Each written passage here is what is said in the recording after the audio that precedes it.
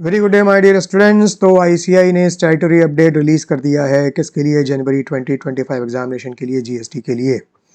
Okay, और इस video में हम ये अपडेट्स डिस्कस करने वाले हैं, लेकिन सारे नहीं, वही अपडेट्स जो कि टैक्स बुक प्लस के लिए रिलेवेंट हैं।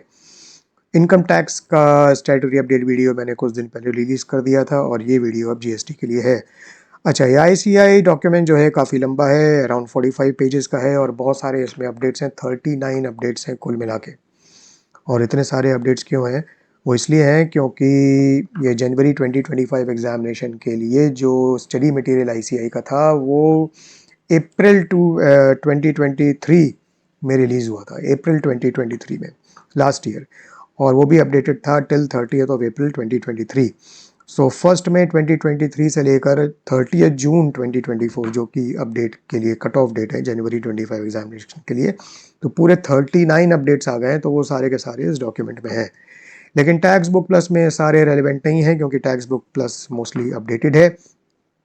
39 में से सिर्फ 12-13 अपडेट्स हैं जो टैक्स बुक प्लस के लिए रेलिवेंट हैं, तो इसलिए मैंने एक सेपरेट डॉक्यूमेंट तैयार कर दिया है tax book plus statutory updates के लिए। अच्छा, आईसीआई डॉक्यूमेंट का लिंक और इस डॉक्यूमेंट का लिंक मैं डिस्क्रिप्शन बॉक्स में मैंने दे दिया है। तो हम अब अपडेट्स को डिस्कस करेंगे एक के बाद एक और चैप्टर वाइज हम चलेंगे। तो पहला चैप्टर 2 स्कोप ऑफ सप्लाई से रिलेटेड है और क्लेरिफिकेशन इशू हुआ है फॉर सप्लाई ऑफ फूड और बेवरेजेस इन ए सिनेमा हॉल। तो जब हम सिनेमा हॉल जाते हैं मूवी देखने के लिए तो वो सप्लाई ऑफ सर्विस है, कौन सी? Cinema exhibition service. ठीक है, अब वहाँ जाने के बाद हमारे पास चॉइस होती है, या तो हम कुछ रिफ्रेशमेंट्स एंजॉय करें, कुछ खाएं पिएं, या बिना खाए पिए हम मूवी देख के सिर्फ आ जाएं। तो अगर हम कुछ खाते पीते हैं तो या तो it can be a simple sale कि वहाँ पर जैसे sale of food and beverages पर से, या तो इस केस में it is the supply of goods. या अगर food and beverages are being provided to you as part of a service और by way of a service, कि भाई आपने कुछ ऑर्डर किया, दैट इज़ बीइंग प्रिपेयर्ड और फिर वो तुमको सर्व हो रहा है, so that becomes a service, और उसको हम कैटेगराइज कर सकते हैं एज ए रेस्टोरेंट सर्विस। ठीक है, जीएसटी के कॉन्टेक्स्ट में। तो ये दोनों, तो सिनेमा एग्जीबिशन सर्विस हो गई और रेस्टोरेंट सर्विस हो गई। तो अगर हम जाते हैं मूवी देखते हैं और रेस्टोरेंट सर्विस भी अवेल करते हैं, तो ये दोनों सर्विस क्या सेम रेट पे टैक्सेबल होंगी? ओके, क्या ये कंपोजिट सप्लाई है या क्या ये इंडिपेंडेंट सप्लाईज हैं जो कि अपने अपने रेट पे टैक्सेबल होगी? तो इसी पे क्लेरिफिकेशन है। और क्लेरिफिकेशन क्या है? बोलते हैं कि eating joint is a wide term which includes refreshment और ईटिंग स्टॉल्स। तो जब हम सिनेमा में जाते हैं तो या तो हमको रिफ्रेशमेंट और ईटिंग स्टॉल्स दिख सकते हैं, या वहाँ कियोस्क भी हो सकते हैं, काउंटर्स भी हो सकते हैं, रेस्टोरेंट तक हो सकता है। ओके, तो ये सारे इस क्लेरिफिकेशन के स्कोप में कवर्ड है। तो सप्लाई ऑफ फूड और beverages in a cinema hall is taxable as a restaurant service as long as a the food or beverages are supplied by way of or as part of a service. Okay, so not a sale of goods as such, but supplied by way of or as part of a service and supplied independent of the cinema exhibition service. दोनों clubbed नहीं है, दोनों bundle नहीं है, दोनों अलग अलग हैं। तो दोनों सप्लाईज फिर इंडिपेंडेंट मानी जाएंगी। सिनेमा एग्जीबिशन सर्विस का आप जब टिकट लेंगे तो जीएसटी उसके रेट जो भी है उसके हिसाब से आप पे करेंगे, और जब आप कुछ रिफ्रेशमेंट को अवेल करेंगे तब उस पे जो एप्लीकेबल रेस्टोरेंट सर्विस पे जो एप्लीकेबल रेट है वो आप पे करेंगे। Okay, however where the sale of cinema ticket and supply of food and beverages are club together. So आप गए और आपने टिकट खरीदा, और टिकट सिर्फ मूवी देखने के लिए नहीं है, उसमें रिफ्रेशमेंट्स, फूड और बेवरेजेस वगैरह भी क्लब्ड हैं, बंडल्ड है सब। तो club together and such bundled supply satisfies the test of composite supply. Test of composite supply क्या है? कंपोजिट सप्लाई का टेस्ट कि supplies are naturally bundled and supplied in conjunction with each other in the ordinary course of business. तो refreshment और movie ticket they are naturally bundled and supplied in conjunction with each other। तो उस case में क्या होगा? उस case में फिर ये composite supply बन जाएगी। सिनेमा एग्जीबिशन सर्विस और रेस्टोरेंट सर्विस फिर अलग अलग ट्रीटमेंट नहीं होगा, फिर वो कंपोजिट सप्लाई बन जाएगी, और इस केस में क्या होगा? entire supply will attract rate at which will attract GST at which rate? तो कंपोजिट सप्लाई में जो प्रिंसिपल सप्लाई होती है उसका रेट पूरी वैल्यू पे, कंपोजिट सप्लाई की जितनी वैल्यू है उस पे लगता है। तो इस केस में प्रिंसिपल सप्लाई क्या होगा? Service of exhibition of cinema, cinema exhibition service का जो रेट है वो फिर रेस्टोरेंट सर्विस वाले पोर्शन पे भी लगेगा, मतलब entire value will be taxable at this rate which is applicable to cinema exhibition service. ठीक है, ओके। अब चैप्टर 3 चार्ज पे आते हैं और यहाँ आरसीएम से रिलेटेड पैरा 31.3 में अमेंडमेंट है, RCM on government services. Amendment highlighted है इससे येलो से, और अमेंडमेंट है सप्लाई बाय रेलवे से रिलेटेड। तो अगर हम जो अमेंडमेंट है उसको हम थोड़ा इग्नोर करके देखें कि करंट पोजीशन क्या है। करंट पोजीशन में आरसीएम की रेलेवेंट एंट्रीज हैं एंट्री 5 और 5A। सो एंट्री 5 में अगर गवर्नमेंट कोई सर्विस सप्लाई कर रही है टू अ बिजनेस एंटिटी तो आरसीएम लगता है बिजनेस एंटिटी टैक्स पे करेगी, गवर्नमेंट पे नहीं करेगी। कुछ सर्विसेज यहाँ एक्सक्लूडेड है। एक तो renting of immovable property excluded है क्योंकि एंट्री 5A में सेपरेटली कवर्ड है। एंट्री 5A में क्या है कि अगर गवर्नमेंट अपनी कोई इमूवेबल प्रॉपर्टी को रेंट आउट कर रही है to a person registered under GST तो वो रजिस्टर्ड पर्सन टैक्स पे करेगा, गवर्नमेंट पे नहीं करेगी। ठीक है, और भी कुछ एक्सक्लूजन्स हैं, ये है। तो अगर हम सप्लाई बाय रेलवेज़ की बेसिकली बात करें, जो रेलवेज़ जो सप्लाई ऑफ गुड्स और सर्विसेज कर रही है, तो अगर हम रेंटिंग की बात करें तो अभी तक पोजीशन ये है कि रेलवेज़ अगर अपनी प्रॉपर्टी रेंट आउट करती है टू अ रजिस्टर्ड पर्सन तो रेलवे को टैक्स नहीं देना है, आरसीएम के अंडर रजिस्टर्ड पर्सन को टैक्स देना होगा। ठीक है, और बाकी जितनी सर्विसेज हैं अगर वो रेलवेज़ प्रोवाइड करती हैं तो देखो ये एक्सक्लूजन है। अगर रेलवेज गुड्स ट्रांसपोर्ट या पैसेंजर ट्रांसपोर्ट की सर्विसेज प्रोवाइड कर रही है तो ये एक्सक्लूडेड है। इसका मतलब फिर रेलवेज को उस पर टैक्स देना पड़ेगा, उस पर आरसीएम नहीं लगेगा, उस पर आरसीएम नहीं लगेगा। बाकी जितनी सर्विसेज हैं उस पर आरसीएम लगेगा। तो अभी तक रेलवेज की जो पोजीशन है वो ये है कि ट्रांसपोर्ट ऑफ गुड्स और पैसेंजर्स में तो रेलवे को टैक्स देना पड़ेगा, आरसीएम नहीं लगेगा, और बाकी जितनी सर्विसेज हैं जो रेलवे प्रोवाइड कर रही है उस पर आरसीएम लगेगा, रेलवेज को टैक्स नहीं देना पड़ेगा। अब जो अमेंडमेंट आया है वो यह है कि दोनों एंट्रीज से जो services by ministry of railways या इंडियन रेलवेज है उनको एक्सक्लूड कर दिया गया है, एक्सक्लूड कर दिया गया है। इसका इफेक्ट क्या होगा? इसका इफेक्ट ये होगा कि अब सारी सर्विसेज पे फॉरवर्ड चार्ज लगेगा, रेलवेज पे आरसीएम नहीं लगेगा, तो रेलवेज को ही टैक्स पे करना पड़ेगा, इस पे आरसीएम नहीं लगेगा। तो इसका इफेक्ट क्या है? All supplies by Indian Railways are now taxable under forward charge. इसका फ़ायदा क्या होगा? रेलवे अब आईटीसी अवेल कर सकती है। उससे क्या होगा? उसका इफेक्ट ये होगा, effect of reducing the cost for Indian railways. Cost कम हो जाएगी इंडियन रेलवेज की, जो फिर वो आगे आम जनता को पास ऑन कर सकती है। ठीक है, नेक्स्ट पे आते हैं। पैरा 33 है ये, tax payable by E commerce operator, और ये सेक्शन 95 है और अमेंडमेंट हुआ है जो कि हाईलाइटेड है येलो कलर से। पर्टेन करता है किस से? Tax on passenger transportation services by omnibus. Omnibus क्या होती है? It is a motor vehicle constructed और adapted to carry more than 6 persons excluding the driver. 6 से ज़्यादा लोग ड्राइवर को छोड़ के, उसको ओमनीबस बोलते हैं। और सेक्शन 95 में जैसा हम जानते हैं कि कुछ सर्विसेज नोटिफाइड हैं, और उन नोटिफाइड सर्विसेज पे अगर वो सर्विसेज ई कॉमर्स ऑपरेटर के थ्रू सप्लायर सप्लाई कर रहा है तो एक्चुअल सप्लायर को टैक्स नहीं देना है, ई कॉमर्स ऑपरेटर को टैक्स देना होगा। ठीक है, तो जैसे services of transportation of passengers है, एकोमोडेशन है, हाउस कीपिंग है, रेस्टोरेंट सर्विस है, इसका ये बेसिकली वो सर्विसेज हैं जिसमें सप्लायर्स स्मॉल स्केल पे हैं, जीएसटी थ्रेशोल्ड रजिस्ट्रेशन क्रॉस नहीं कर पाते हैं, और रेसिपिएंट्स मोस्टली एंड कंज्यूमर्स हैं। तो सप्लायर्स स्मॉल स्केल हैं तो रजिस्ट्रेशन थ्रेशोल्ड क्रॉस नहीं कर पाते हैं, तो फिर ऐसे में उनको जीएसटी पे नहीं करना पड़ता है। और रेसिपिएंट एंड कंज्यूमर्स हैं तो आरसीएम के अंडर उनको बोलना कि भाई तुम टैक्स पे करो, ये भी पॉसिबल नहीं है। तो गवर्नमेंट को टैक्स कैसे मिलेगा? तो गवर्नमेंट ने फिर बोला कि भाई सेक्शन 95 में हम ये सारी सर्विसेज नोटिफाई कर देंगे। तो ई कॉमर्स ऑपरेटर, तो रेसिपिएंट को भी टैक्स नहीं देना है आरसीएम में और सप्लायर को भी टैक्स नहीं देना है, चलो छोड़ो, तो ई कॉमर्स ऑपरेटर को बोलते हैं कि वो टैक्स पे करे। तो ये सेक्शन 95 का ऑब्जेक्टिव है।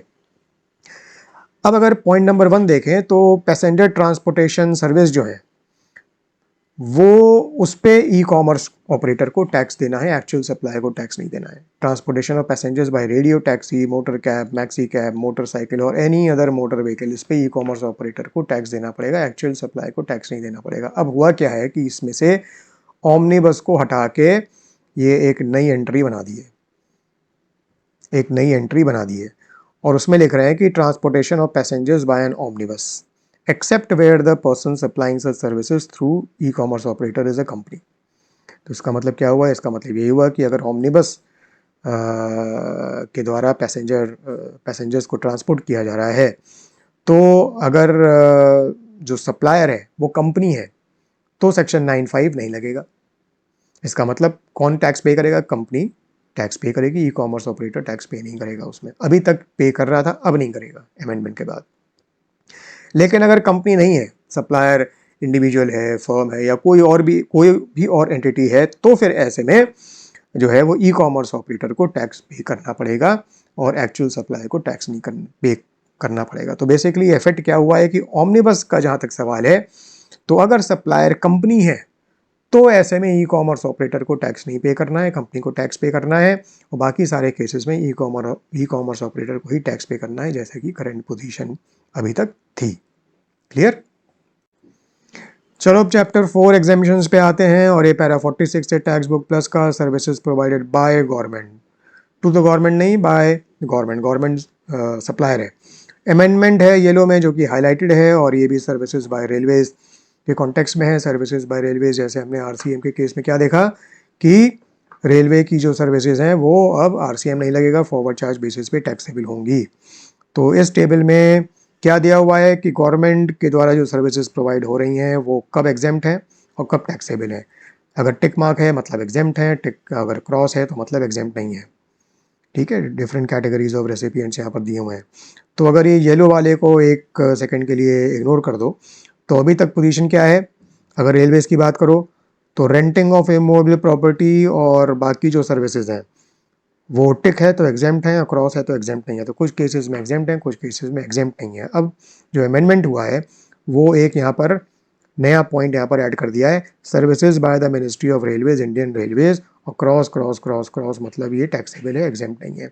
इसका मतलब क्या हुआ? इफेक्ट ये हुआ कि इंडियन रेलवेज जितनी भी सर्विसेज प्रोवाइड कर रही हैं वो सारी की सारी अब टैक्सेबल हैं, अब एग्जेम्प्ट नहीं है। और पहले जैसा हम देख चुके हैं, फॉरवर्ड चार्ज लगेगा, आरसीएम नहीं लगेगा। ठीक, अब जो चीज़ नोट करने वाली है कि जो ऑलरेडी अगर कोई सर्विस है इंडियन रेलवेज वाली जो सप्लाई कर रही है, वो अगर ऑलरेडी एग्जेम्प्ट है तो वो एग्जेम्पशन कंटिन्यू रहेगा, क्योंकि उन एग्जेम्पशंस में कोई चेंज नहीं आया है।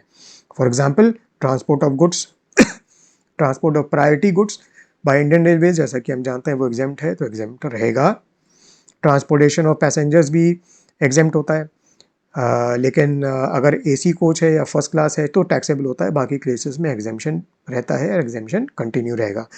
तो स्पेसिफिक एग्जेम्पशन जो ऑलरेडी चल रहे हैं उनको अगर हम छोड़ दें तो बाकी सारी जो सर्विसेज हैं वो टैक्सेबल बन जाएंगी और आरसीएम नहीं लगेगा, फॉरवर्ड चार्ज बेसिस पे टैक्सेबल बन जाएंगी। ये अमेंडमेंट है।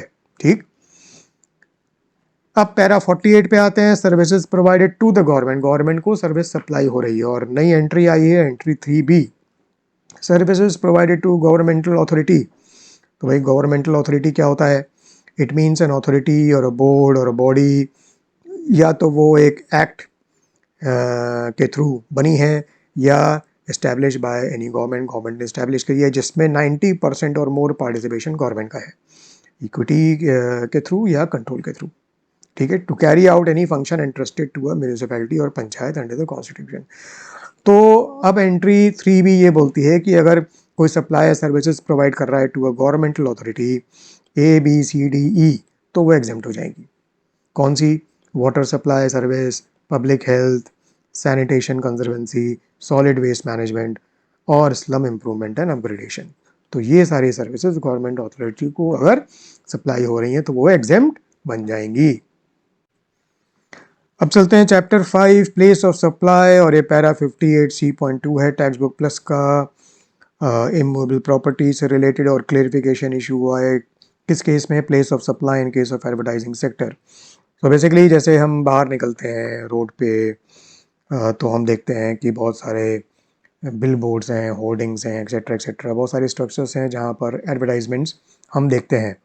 तो ये जो स्ट्रक्चर्स हैं ये जो ओन करता है उसको बेसिकली हम बोल सकते हैं वेंडर, ओके, जो कि सप्लाई करता है ये स्ट्रक्चर्स, तो ये वेंडर होते हैं।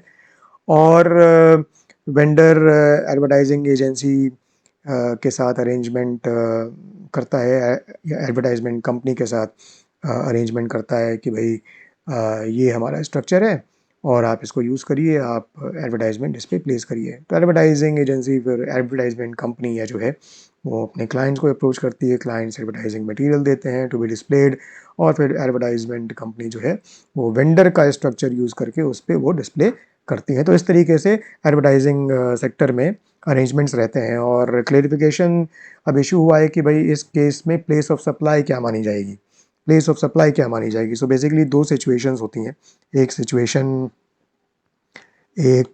तो सिचुएशन 1 है और एक सिचुएशन 2 है। दोनों सिचुएशंस हम देखेंगे कि प्लेस ऑफ सप्लाई किस तरीके से हम डिटरमाइन कर सकते हैं। तो सिचुएशन 1 में क्या है कि जैसे मान लो ये एक स्ट्रक्चर है, होल्डिंग है या बिल बोर्ड है, जो भी है, और इस पर एडवर्टाइजमेंट डिस्प्ले किया गया है और ये बिलोंग करता है वेंडर को, और वेंडर मान लो वी है। तो वी का ये स्ट्रक्चर है और वी का एक अरेंजमेंट है एडवर्टाइजिंग कंपनी के साथ, सपोज ए। तो वी का अरेंजमेंट है ए के साथ, और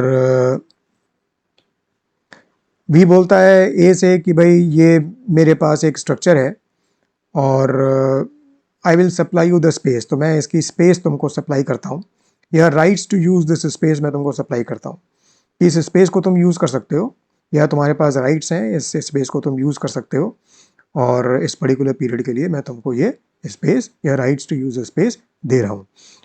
तो ये क्या करेगा, जो एडवर्टाइजिंग कंपनी है वो क्या करेगी, वो फिर अपने क्लाइंट्स के पास जाएगी और बोलेगी कि ये मेरे पास स्पेस है इस लोकेशन पे, और अपना जो डिस्प्ले मटेरियल है अगर तुम देना चाहो तो मुझे दे दो। तो क्लाइंट्स एडवर्टाइजिंग मटेरियल देंगे और वो एडवर्टाइजिंग एजेंसी इस स्पेस को यूज़ करके उस पर डिस्प्ले जो है वो करेगी। तो क्लाइंट्स एडवर्टाइजिंग कंपनी को पेमेंट करेंगे और एडवर्टाइजिंग कंपनी जो है वो वी को, वेंडर को पेमेंट करेगी। तो इस तरीके से बेसिकली अरेंजमेंट चलते हैं। वेंडर हो सकता है एडवर्टाइजिंग एजेंसी के पास ना जाके उसके अपने ही डायरेक्ट क्लाइंट्स हों जो अपना एडवर्टाइजमेंट प्लेस करना चाहते हो, तो वो एडवर्टाइजिंग एजेंसी के थ्रू ना जाके वो डायरेक्ट वेंडर के पास जाएं। तो इस तरीके के केसेस हो सकते हैं, पर हमारे डिस्कशन के लिए हम सिर्फ ये देख रहे हैं कि वेंडर जो है वो एडवर्टाइजिंग कंपनी को अप्रोच कर रहा है और एडवर्टाइजिंग कंपनी फिर वेंडर की स्पेस को यूज़ करके अपने क्लाइंट्स का एडवर्टाइजमेंट डिस्प्ले कर रही है। तो इस केस में place of supply of service, ये वेंडर सर्विस प्रोवाइड कर रहा है, तो वेंडर जो सर्विस प्रोवाइड कर रहा है ए को, उसके कॉन्टेक्स्ट में उसकी प्लेस ऑफ सप्लाई क्या होगी, प्लेस ऑफ सप्लाई क्या होगी। तो यहाँ देखने वाली बात है कि वेंडर क्या कर रहा है। तो वेंडर सर्विस सप्लाई कर रहा है, क्योंकि ये स्ट्रक्चर तो बेच नहीं रहा, तो गुड्स तो है नहीं, तो सप्लाई ऑफ सर्विस है। तो सर्विस किस चीज़ की सप्लाई कर रहा है, सप्लाई ऑफ स्पेस और supply of rights to use the space. Vendor बोलता है एडवर्टाइजिंग एजेंसी से कि इस पर्टिकुलर पीरियड के लिए आप इसको यूज़ करो, आपका जैसा मना है यूज़ करो, आप इसको खाली रखो या अपने क्लाइंट से डिस्प्ले लेकर यहाँ पर डिस्प्ले करो, okay, and I will charge you this particular amount. तो वेंडर क्या सप्लाई कर रहा है, सप्लाई ऑफ स्पेस और supply of rights to use the space. और ये क्या है, जो स्ट्रक्चर है ये क्या है, इसको हम क्या बोलेंगे, ये इमूवेबल स्ट्रक्चर है और फिक्चर है। इमूवेबल है क्यों, क्योंकि this is embedded in earth, तो इसलिए इमूवेबल प्रॉपर्टी का केस बनता है। Supply of service in relation to immovable property, तो ये कौन से सेक्शन में आएगी, ये आएगी सेक्शन 12(3) में। अगर प्लेस ऑफ सप्लाई का हम चैप्टर देखें तो ये सेक्शन 12(3) है। Direct services, services directly in relation to an immovable property, supply of space, या any service provided by way of grant of rights to use the structure, hoarding, billboard etcetera. तो ये हमारे case में covered हो गया। अब इस case में प्लेस ऑफ सप्लाई क्या होगा, location eight which the immovable property is located. इसका मतलब जो स्ट्रक्चर है वेंडर का, होर्डिंग, बिल बोर्ड वगैरह, वो जहाँ पर लोकेटेड है वो वेंडर के द्वारा प्रोवाइड करी गई इस सर्विस का प्लेस ऑफ सप्लाई बन जाएगा। ठीक, ये हो गई सिचुएशन 1। अब आते हैं सिचुएशन 2 पे। तो सिचुएशन 1 में तो था कि वेंडर ने एडवर्टाइजिंग ये जो स्ट्रक्चर है उसकी स्पेस या rights to use the space A को प्रोवाइड कर दिया,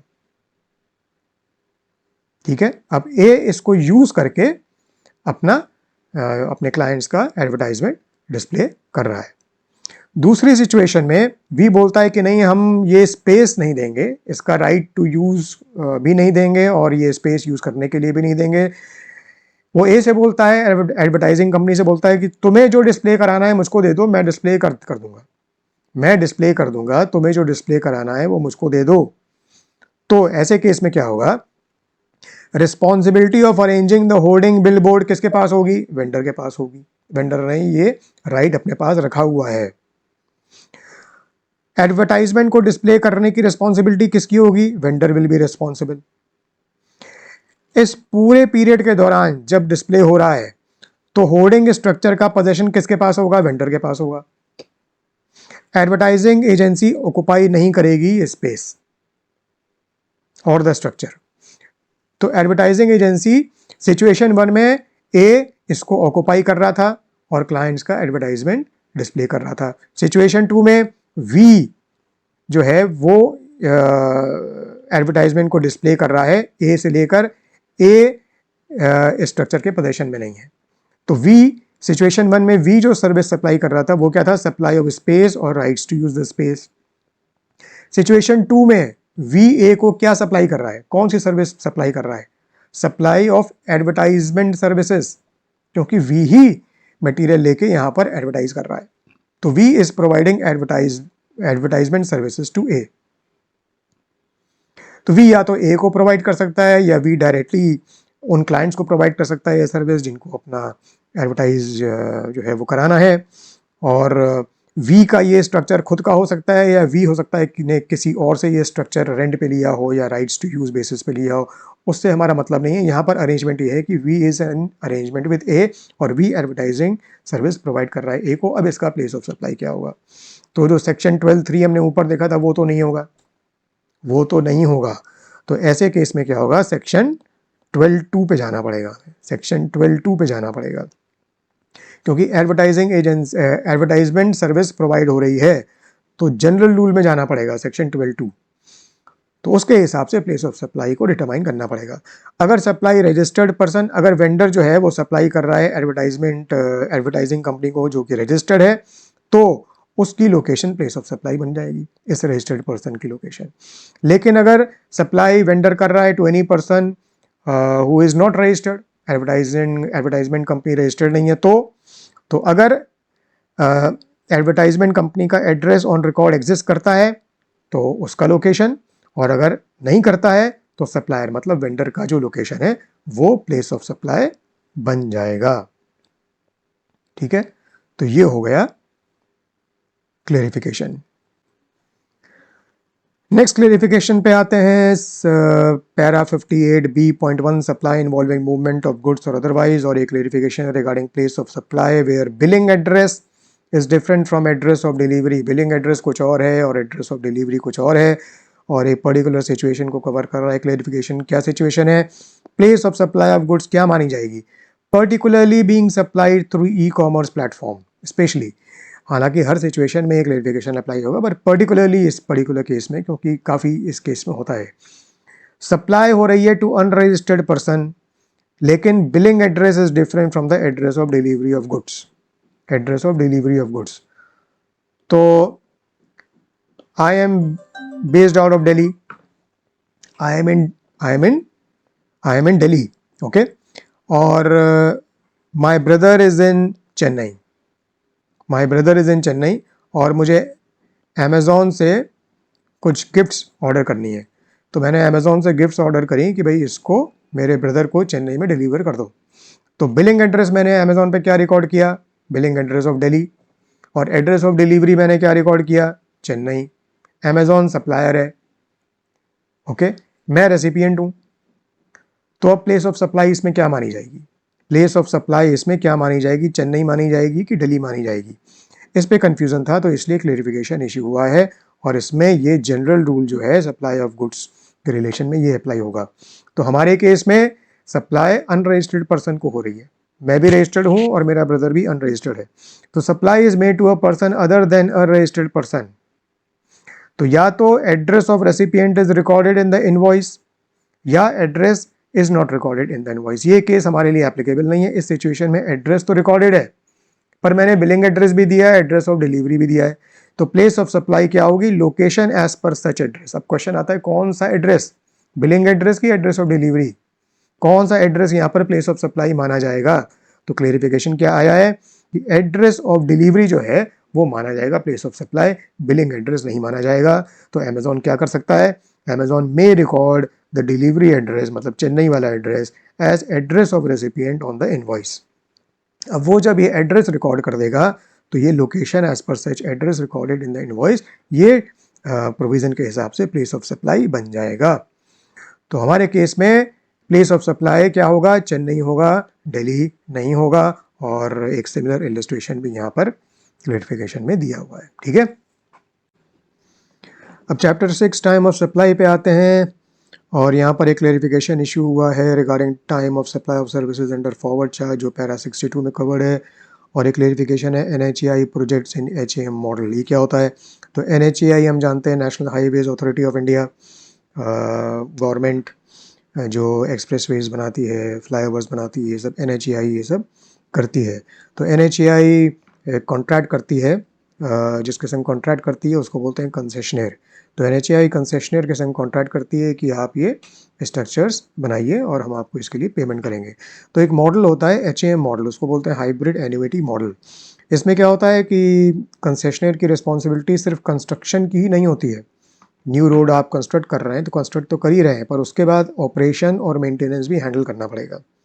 ओके, तो कंस्ट्रक्ट करो, फिर उसको ऑपरेट और मेंटेन करो, और ये सारा बहुत लंबे समय तक चलता है। और एक कॉन्ट्रैक्ट जनरली एक लंबे समय के लिए होता है, अराउंड 15 to 17 ईयर्स। तो इसका पेमेंट भी उस हिसाब से उस पर्टिकुलर पीरियड के लिए स्प्रेड आउट रहता है। अच्छा, ये कंस्ट्रक्शन का अलग कॉन्ट्रैक्ट और ऑपरेशंस एंड मेंटेनेंस O&M का अलग कॉन्ट्रैक्ट ऐसा नहीं होता। ये सिंगल कॉन्ट्रैक्ट होता है जिसमें कंस्ट्रक्शन और O&M दोनों चीज़ें होती हैं। तो कंसेशनर बाउंड होता है कि वो कंस्ट्रक्शन ही कंप्लीट नहीं करेगा पर उसको ऑपरेट और मेंटेन भी करेगा। और पेमेंट जो है वो स्प्रेड आउट होता है over the contract period, installment में पेमेंट होता है। और पेमेंट जो है वो कॉन्ट्रैक्ट के हिसाब से होता है, या तो स्पेसिफाइड पीरियड्स, ड्यू डेट्स वगैरह मेंशन है तो उसके हिसाब से होगा, ऑन और before that, after specified periods, और on completion of an event, अगर ऐसा कॉन्ट्रैक्ट में दिया हुआ है तो इस फैक्ट पैटर्न से ऐसा समझ में आता है कि, और ये क्लेरिफाई किया गया है इस सर्कुलर में, कि this is the case of continuous supply of services. तो जैसा कि हम ऑलरेडी पढ़ चुके होंगे कि कंटिन्यूस सप्लाई ऑफ सर्विस क्या होता है, पैरा 62.2 में, continuous supply of service. It means a supply which is provided continuously or on recurrent basis under a contract for a period exceeding 3 months with periodic payment obligations. तो अगर HAM model को देखो तो ये condition satisfy हो रही है तो कंटिन्यूस सप्लाई ऑफ सर्विस ये बनता है। तो फिर टाइम ऑफ सप्लाई भी उसी हिसाब से डिटरमाइन होगा। अच्छा, इसमें टाइम ऑफ सप्लाई क्या बनेगा? फिर इस चार्ट के हिसाब से बनेगा कि A, B और C इनमें से जो जो अर्लीस्ट है that will be the time of supply. तो अगर इनवॉइस प्रिस्क्राइब पीरियड के अंदर इशू हुई है तो date of issue of invoice, और अगर इनवॉइस प्रिस्क्राइब पीरियड के विद इन इशू नहीं हुई है तो date of provision of service और date of receipt of payment. तो अगर इनवॉइस टाइम से हुई है इशू तो date of issue of invoice और date of receipt of payment whichever is earlier. अगर इनवॉइस लेट इशू हुई है तो date of provision of service और date of receipt of payment whichever is earlier. इस हिसाब से चलेगा। और कंटिन्यूस सप्लाई ऑफ सर्विस में इनवॉइस कब इशू होनी चाहिए? अगर ड्यू डेट कॉन्ट्रैक्ट से एसर्टेनेबल है, ड्यू डेट ऑफ पेमेंट, तो ऑन और before the due date of payment invoice issue होनी चाहिए। अगर ड्यू डेट एसर्टेनेबल नहीं है कॉन्ट्रैक्ट से तो बिफोर और at the time the supplier receives the payment. HAM model में जनरली ये एप्लीकेबल नहीं होता है। तो या तो फिर अगर payment completion of the event से लिंक्ड है कि भाई इतने किलोमीटर बना लिया, इतने किलोमीटर बना लिया, तो ऑन और before the date of completion of the event. तो इस तरीके से इनवॉइस इशू होनी चाहिए। तो इसी हिसाब से फिर कंटिन्यूस सप्लाई ऑफ सर्विस मान के टाइम ऑफ सप्लाई डिटरमाइन किया जाएगा। यही क्लेरिफिकेशन में भी दिया हुआ है। कि अगर इनवॉइस इज इशूड ऑन और बिफोर द स्पेसिफाइड डेट और the date of completion of the event specified in the contract as applicable, मतलब अगर इनवॉइस टाइम से इशू हो रही है तो टाइम ऑफ सप्लाई क्या होगा, time of issuance of invoice और receipt of payment whichever is earlier. यही हमने चार्ट में भी देखा। अगर invoices are not issued on और बिफोर द स्पेसिफाइड डेट और the date of completion of the event specified in the contract, मतलब इनवॉइसेज लेट इशू हो रही हैं तो क्या होगा, तो date of provision of service और date of receipt of payment whichever is earlier. Date of provision of service इसमें क्या माना जाएगा, इस केस में सर्कुलर बोल रहा है कि due date of payment as per the contract, ये date of provision of set service माना जाएगा और उस हिसाब से आपका टाइम ऑफ सर्विस डिटरमाइन होगा। अच्छा, NHAI कभी कभी उसको इंटरेस्ट पेमेंट भी करना पड़ता है कंसेशनर को एज पर द कॉन्ट्रैक्ट। तो अगर इंटरेस्ट कंपोनेंट भी है जो पेमेंट NHAI कर रही है, तो जैसा कि हम इस पैरा में 70.4 में पढ़ चुके हैं कि जब हम वैल्यू ऑफ सप्लाई निकालते हैं तो उसमें इंटरेस्ट भी ऐड होता है, तो वो इंटरेस्ट भी टैक्सेबल वैल्यू में ऐड हो जाएगा पेमेंट ऑफ टैक्स के पर्पजेस के लिए। तो ये क्लेरिफिकेशन है, ठीक है। अब चैप्टर 8 ITC की तरफ पढ़ते हैं और ये क्लेरिफिकेशन है in respect of para 77 of the book, time limit to avail ITC in case of RCM supplies from unregistered person। तो टाइम लिमिट क्या होती है, ये पैरा 77 है, सेक्शन 16(4) में टाइम लिमिट क्या होती है, ITC कब तक हम अवेल कर सकते हैं, earlier of the following 30th November following the end of financial year to which invoices or debit note pertains और furnishing of relevant annual return। अच्छा, उस केस में क्या होगा कि जब सप्लायर को इन्वॉइस इशू नहीं करनी है, रेसिपिएंट को इन्वॉइस इशू करनी है। ये कब होगा, जब सप्लायर अनरजिस्टर्ड है और टैक्स रेसिपिएंट को देना है अंडर RCM, जैसा कि हम पैरा 106 में देख चुके हैं। तो हम क्या देख चुके हैं इस पैरा में 106 में कि RCM 9(3) में हो या 9(4) में हो, अगर सप्लायर अनरजिस्टर्ड है तो किसको इन्वॉइस इशू करनी पड़ेगी, रेसिपिएंट को। तो अगर रेसिपिएंट को इशू करनी पड़ेगी इन्वॉइस, तब जो 30th November following the end of financial year वाला पॉइंट है, तो किस फाइनेंशियल ईयर की बात करेंगे, वो फाइनेंशियल ईयर जिसमें रेसिपिएंट ने सप्लाई को रिसीव किया या वो फाइनेंशियल ईयर जिसमें रेसिपिएंट ने इनवॉइस को इशू किया। तो क्लेरिफिकेशन है कन्फ्यूजन को दूर करने के लिए कि रिलेवेंट फाइनेंशियल ईयर क्या होगा, financial year in which invoice has been issued by the recipient. जिस फाइनेंशियल ईयर में रेसिपिएंट ने जो RCM के अंडर टैक्सेबल है उसने इनवॉइस इशू किया, वो यहाँ पर इधर सेक्शन 64 में 30th November following that financial year वो यहाँ पर माना जाएगा, ठीक है, या फिर furnishing of relevant annual return whichever is earlier. Next clarification है regarding blocked ITC, para 80.3 of the book, immovable property, और ये this is in relation to ITC on ducts और manholes used in OMC network. तो OFC network में बनाने के लिए जो डक्ट्स और मैनहोल्स यूज़ होते हैं उसमें ITC ब्लॉक्ड रहता है कि ITC अवेलेबल रहता है। यहाँ वारंटी नहीं होना चाहिए, ये ITC on ducts manholes used in OFC network, ये यहाँ पर हेडिंग में आ जाना चाहिए। तो डक्ट्स एंड तो OFC नेटवर्क क्या होता है, optical fibre cable network. OFC optical fibre cable, जैसे हाई इंटरनेट कनेक्शन हम लोग जो इंटरनेट यूज़ करते हैं ब्रॉडबैंड वगैरह, तो फाइबर के थ्रू आता है, ओके। तो एक नेटवर्क होता है जो क्रिएट करना पड़ता है, तो ऑप्टिकल फाइबर केबल्स का एक नेटवर्क होता है। तो ऑप्टिकल फाइबर केबल्स का नेटवर्क देखो इस तरीके से होता है, एक इमेज दिखाता हूँ, ये होता है, ये ज़मीन के भीतर होता है अंडरग्राउंड।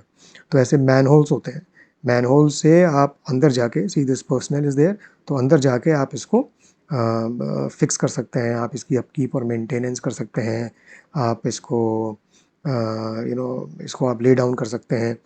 तो ये मैनहोल्स होते हैं, और ये देखो ये PVC पाइप्स हैं, PVC पाइप के अंदर ऑप्टिकल फाइबर केबल्स होते हैं, और ये डक्ट्स हैं बेसिकली। तो डक्ट्स हैं, केबल्स हैं, और ये मैनहोल्स हैं। तो इस तरीके से OFC नेटवर्क बिछाया जाता है। तो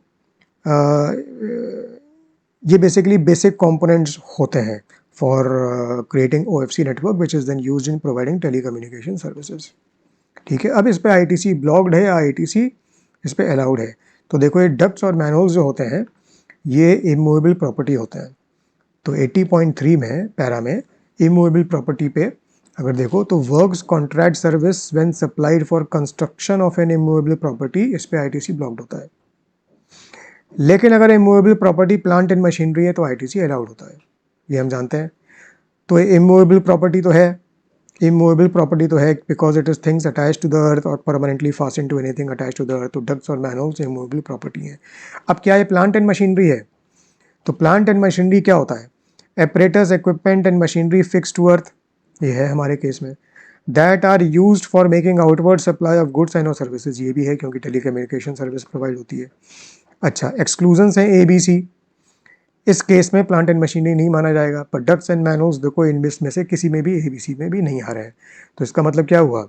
इसका मतलब ITC ब्लॉक नहीं होगा, और यही क्लेरिफाई किया गया है कि these ducts and manholes are used as part of OFC network for making outward supply of transmission of telecommunication signals, and they do not fall under any of the exclusions A to C.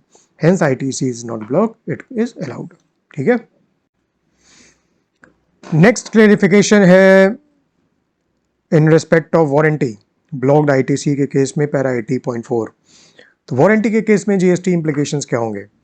तो warranty is a very common phenomena. हम जैसे कोई भी equipment या product purchase करते हैं तो हमको वारंटी मिलती है उसके साथ। जैसे हमने टीवी परचेज़ किया तो हमको वारंटी मिलेगी उसके साथ, तो पर्टिकुलर पीरियड के लिए वारंटी एप्लीकेबल होती है, 1 साल, 2 साल, 3 साल, 5 साल, व्हाटएवर। तो वारंटी पीरियड में अगर कोई प्रॉब्लम आती है प्रोडक्ट में, तो या तो प्रोडक्ट को मैन्युफैक्चरर रिपेयर करेगा, या उसका कोई पार्ट ख़राब हो गया है तो पार्ट चेंज करेगा, रिप्लेस करेगा, या प्रोडक्ट ख़राब हो गया तो प्रोडक्ट ही पूरा का पूरा रिप्लेस करेगा। तो ऐसे केस में कुछ सिचुएशंस है और उनका क्लैरिफिकेशन दिया गया है कि किस तरीके से GST का ट्रीटमेंट होगा।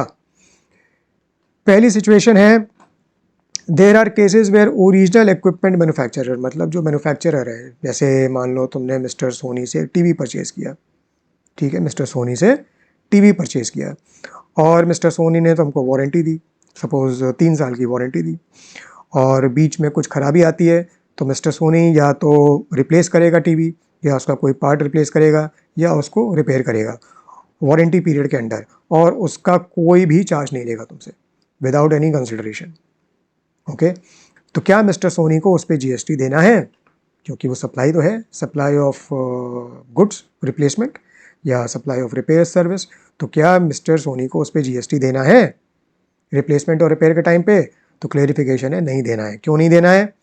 क्योंकि जब तुमने ओरिजिनली मिस्टर सोनी ने जब सप्लाई ऑफ गुड्स करी, जब मिस्टर सोनी ने ओरिजिनली सप्लाई ऑफ टीवी करी, तो जो लाइकली कॉस्ट ऑफ रिप्लेसमेंट और रिपेयर था, मतलब जो वारंटी कॉस्ट थी, वो उस प्राइस में इंक्लूडेड थी, तो वो टैक्सेबल वैल्यू का भी पार्ट बन गई, और मिस्टर सोनी ने उस पर GST ऑलरेडी दे दिया है। तो अब बाद में अगर वारंटी पीरियड में वो फिर से रिप्लेसमेंट प्रोवाइड करता है या रिपेयर सर्विस प्रोवाइड करता है, तो क्योंकि GST ऑलरेडी पे किया जा चुका है पहले ही, तो इसलिए दोबारा GST उसको देने की ज़रूरत नहीं है। No further GST is chargeable.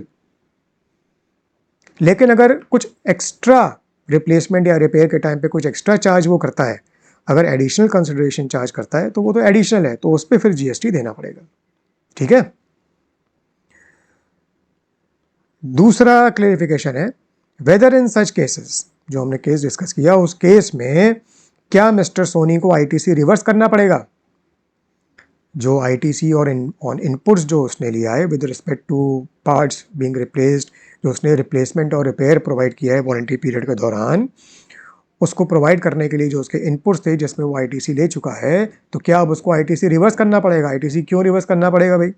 तुम आर्ग्यू करोगे कि ITC इसलिए रिवर्स करना पड़ेगा क्योंकि आपने वारंटी पीरियड में कस्टमर को जो अब रिप्लेसमेंट या रिपेयर सर्विस प्रोवाइड करी उसके लिए कोई चार्ज तो किया नहीं, तो वो एग्जेम्प्ट सप्लाई है। तो एग्जेम्प्ट सप्लाई के केस में क्या होता है? देखो पैरा 78 में, अगर exempt supply use of goods and services Holi for effecting exempt supplies ITC is not available. तो आपने वारंटी पीरियड में कोई चार्ज नहीं किया और आपने रिपेयर या रिप्लेसमेंट सर्विस या सप्लाई करी, तो वो एग्जेम्प्ट सप्लाई है। एग्जेम्प्ट सप्लाई है तो अगर आपने ITC लिया था मिस्टर सोनी ने, तो उसको ITC को रिवर्स करना पड़ेगा। तो क्लेरिफिकेशन दिया गया है कि नहीं, ITC को रिवर्स नहीं करना पड़ेगा। क्यों नहीं करना पड़ेगा? जैसे हम पहले देख चुके हैं कि जब ओरिजिनली टीवी बेचा था तो उसकी टैक्सेबल वैल्यू में वारंटी कॉस्ट इंक्लूड कर दी गई थी और उस पर GST पे कर दिया गया था। इसलिए वो सप्लाई अब जो वारंटी पीरियड में हो रही है रिपेयर पार्ट्स की या रिपेयर सर्विस की, तो वो एग्जेम्प्ट नहीं मानी जाएगी, क्योंकि एग्जेम्प्ट नहीं मानी जाएगी और जीएसटी ऑलरेडी पे कर दिया गया है, तो आईटीसी अवेलेबल होगा, उसको आईटीसी रिवर्स करने की ज़रूरत नहीं है। अच्छा, कभी कभी क्या होता है कि वारंटी डायरेक्टली मैन्युफैक्चरर, वारंटी के दौरान जो ऑब्लिगेशन होता है उसको डायरेक्टली मैन्युफैक्चरर पूरा नहीं करता, उसको कभी कभी डिफिकल्ट हो जाता है, तो मैन्युफैक्चरर डिस्ट्रीब्यूटर्स अपॉइंट कर देता है, तो डिस्ट्रीब्यूटर वारंटी ऑब्लिगेशन को पूरा करता है। तो सपोज तुमने मिस्टर सोनी से टीवी खरीदा यू, और मिस्टर सोनी ने बोला कि भाई वारंटी पीरियड में कोई दिक्कत आए तो ये डिस्ट्रीब्यूटर है मेरा डी, वो आपको रिपेयर कर देगा या आपको रिप्लेसमेंट प्रोवाइड कर देगा।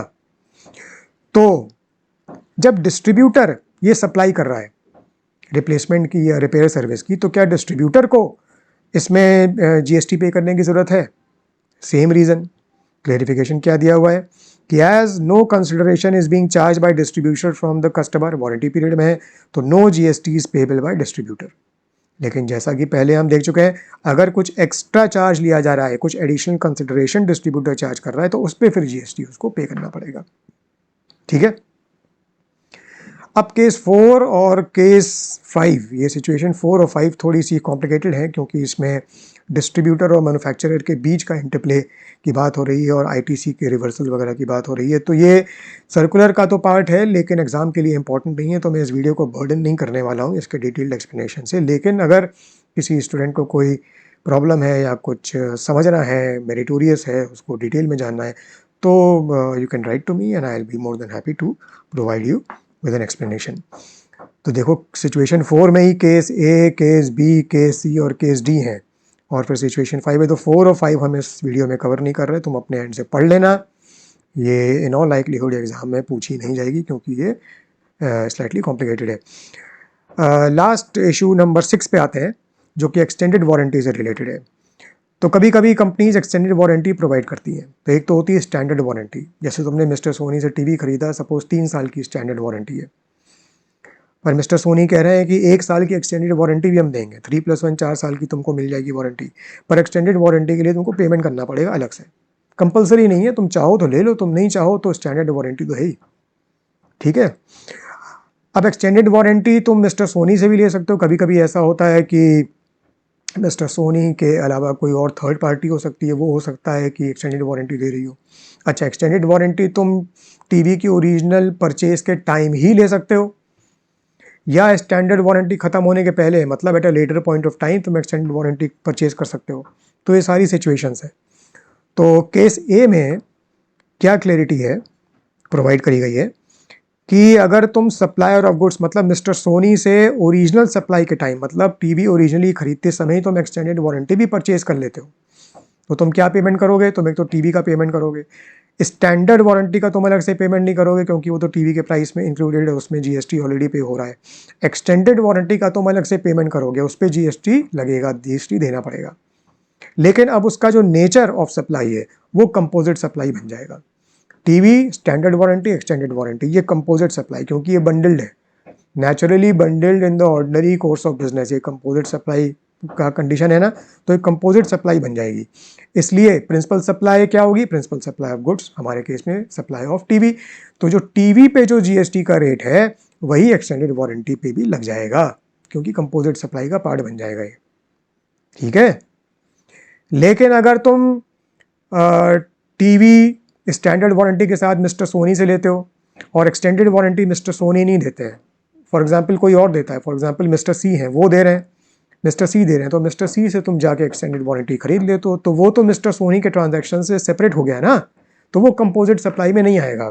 तो एक्सटेंडेड वारंटी में अब जो वारंटी सर्विसेज से रिलेटेड, एक तो वो सर्विस अब मानी जाएगी, कंपोजिट सप्लाई नहीं मानी जाएगी, तो वो सर्विस मानी जाएगी, तो वारंटी सर्विस से रिलेटेड जो भी रेट लगता होगा वो रेट उसमें एप्लीकेबल हो जाएगा। ठीक है। अच्छा, केस बी में ये है कि एक्सटेंडेड वारंटी अगर तुम ओरिजिनल टीवी परचेज करते समय नहीं ले रहे हो, बल्कि बाद में कभी परचेज कर रहे हो, स्टैंडर्ड वारंटी एक्सपायर होने के पहले तुम एक्सटेंडेड वारंटी खरीद लेते हो, तो वो अब ओरिजिनल टीवी की परचेज में क्लब्ड नहीं है ना, वो बंडल सप्लाई नहीं है ना, इट इज सेपरेट। तो एक्सटेंडेड वारंटी का जो कॉन्ट्रैक्ट है वो एक सर्विस कॉन्ट्रैक्ट, वो एक सप्लाई ऑफ सर्विस माना जाएगा, और उस वारंटी सर्विस पे जो रेट एप्लीकेबल होता है वो अलग से उस टाइम लग जाएगा। ठीक है। तो ये क्लेरिफिकेशंस है। ओके, लास्ट अपडेट है हमारा चैप्टर 10 रजिस्ट्रेशन से रिलेटेड, प्रोसीजर फॉर रजिस्ट्रेशन से रिलेटेड, जिसमें स्टेप 1 है एप्लीकेशन फॉर रजिस्ट्रेशन, और ये टैक्स बुक का पैरा 92.2 है और अमेंडमेंट हुआ है जो कि हाईलाइटेड है येलो कलर से। And this is related to what, biometric based Aadhaar authentication. देखो बुक में इस तरीके का चार्ट दिया हुआ है जिसमें स्टेप्स दिए हुए हैं फॉर एप्लीकेशन फॉर रजिस्ट्रेशन, और उसमें स्टेप 5 में लिखा हुआ है कि एप्लीकेंट ऑप्ट कर सकता है ऑथेंटिकेशन ऑफ आधार नंबर के लिए, आधार ऑथेंटिकेशन के लिए। ऐसे केस में एप्लीकेशन स्टेप 4 के अंडर सबमिट करते समय उसको अंडरगो करना पड़ेगा क्या, ऑथेंटिफिकेशन ऑफ आधार नंबर। और प्रोविजंस जो है वो प्रोवाइड करते हैं बायोमेट्रिक बेस्ड आधार ऑथेंटिकेशन के लिए, जिसमें फ़ोटोग्राफ भी ली जाएगी और ओरिजिनल डॉक्यूमेंट्स को वेरीफाई भी किया जाएगा। In cases identified based on data analysis and risk parameter, जो ज़्यादा रिस्की केसेस होंगे उनमें इस तरीके से ये आइडेंटिफिकेशन किया जाएगा। ऐसे केस में एप्लीकेशन तभी कंप्लीट मानी जाएगी जब ये पूरा प्रोसेस कंप्लीट हो जाएगा। फॉर द टाइम बीइंग ये प्रोविज़न जो है वो स्टेट ऑफ गुजरात में एप्लीकेबल है ऑन अ पायलट बेसिस। अब ये आंध्र प्रदेश और पुडुचेरी में भी एक्सटेंड कर दिया गया है, ये अमेंडमेंट है। तो इससे हमारा ये वीडियो ख़त्म होता है। अगर कोई भी डाउट, क्लेरिफिकेशन चाहिए, कोई डाउट है, कोई क्वेरी है, कोई क्वेश्चन है, कोई चीज़ समझ नहीं आई है, तो कमेंट बॉक्स में लिखो, मैं तुम्हारे कमेंट का जवाब दूंगा एज सुन एज पॉसिबल। अगर वीडियो समझ में आया है, पसंद आया है, तो उसको लाइक ज़रूर करो और शेयर ज़रूर करो, और मेरे चैनल को सब्सक्राइब ज़रूर करो, ताकि इस तरीके के जो यूज़फुल वीडियोज़ हैं वो तुम कभी मिस नहीं करोगे, नोटिफाई होते रहेंगे ये वीडियोज़। तो thank you very much for watching this video, see you very soon in my next video, good luck and good bye.